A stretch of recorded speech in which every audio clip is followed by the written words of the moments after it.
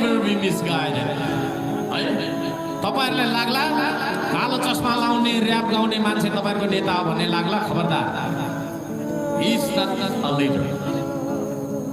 त्यो मान्छे जो मान्छेले आन्दोलन गर्न चाहे भन्छ नि आन्दोलन भएर पुरै जलेको बेला लुकेर बस्छ त्यस्तो तपाईको लिडर चाहिएको तपाईलाई. I want to raise a question. I want to raise a question to all Gen Z. प्रश्न गर्न चाहन्छु. तपाईलाई मैले तपाईको छैन कुनै दिन पनि ढुङ्गा हान्नु आगो बाल्नुलाई बोलाउँदिन. छातीमा हात राखेर भन्छु म तपाईलाई बोलाउँछु त यो देशमा श्रम गरौँ, फुल रोपौँ, बाटो बनाऊ, पानी ल्याऊ भन्ने कुराहरुमा म तपाईहरुलाई बोलाउन चाहन्छु. तर त्यो मान्छेले जेनजीलाई तपाईको छैन उक्साएर आन्दोलन भयो, पुरै जल्यो, सबै मान्छे मरेर तपाईको छैन सबै त के भन्ने धेरै मान्छेहरु मरे. रगतै रगत तपाईको छैन खोला तपाईको बाटो भरि टाटै टाटा तपाईको छैन हैन विद्यार्थीको गिदी पढेर राम्रो ज्ञान लिनुपर्ने गिदी सडकमा छडिराखेको अवस्था देख्यौं कि देखेनौं हामीले. त्यस्तो अवस्था बनाएर ल यो आन्दोलनलाई सम्हाल्नका लागि आउनुपर्छ है भनेर बोलाउँदाखेरि त्यो मान्छे आयो कि आएन? त्यसपछि तपाईको छैन त्यो मान्छे लुकेर बस्यो.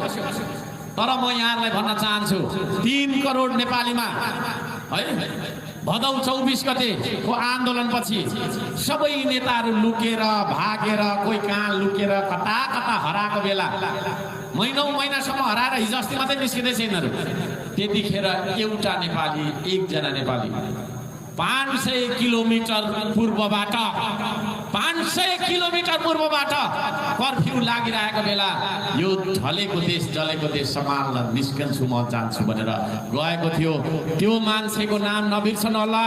त्यो मान्छेको नाम हो हर्क साम्पाङ है. परेको बेला विपदको बेला साथ दिने मान्छे हो लिडर भनेको. तपाईलाई चाहिँ यता जा भनेर भिरतिर पठाइदिएको छ, उता जा भनेर आगोमा झोसिदिएको छ. त्यस्तो लिडर तपाईलाई चाहिएको हो? विपदको बेला आपतको बेला ढलेको जलेको देशलाई सम्हाल्न जान्छु भनेर म गएको थिएँ. जाँदाखेरि पनि धेरै मान्छेहरूले मलाई खुसी गर्नु है. अहिले त थाहा पायो होला नि, अलि हाँस अहिले त थाहा पाउँदै होला नि हैन. फलाम र पित्तल र सुन बीचको फरक छुट्याउन सक्नुपर्छ जेनजीले. अहिलेको स्मार्ट जेनजीले पित्तल र सुन बीचको फरक छुट्याएन भने सुन भनेको सुनै रहन्छ, पित्तल भनेको 2-4 दिनपछि सेतो कालो भइहाल्छ. त्यसो भएको कालो. Don't be misled. अझै पनि देखिरहेका छौँ दमकमा हिजो मात्रै तपाईको सिने उम्मेदवारी दर्ता थियो. त्यहाँ हेर्नु न देश बनाएको